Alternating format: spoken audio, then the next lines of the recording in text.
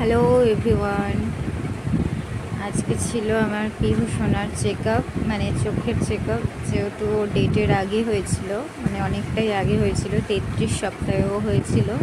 তো ওর চোখটা এখনও পুরোপুরি তৈরি হয়নি। ডাক্তারবাবু আজকে আসতে বলেছিলেন আমাদের, মানে লাস্ট চেক আপে চোখটা ঠিক আছে কিনা দেখবে। তো আজকে আমরা গেছিলাম বর্ধমান হসপিটাল।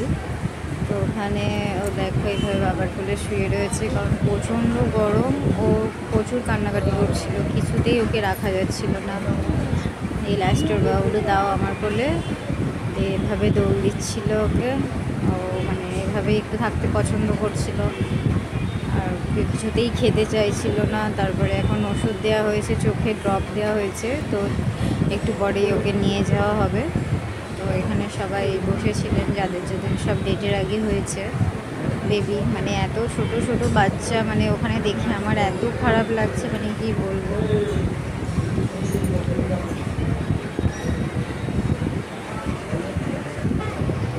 এই যে ওকে নিয়ে যাওয়া হয়েছে এখন।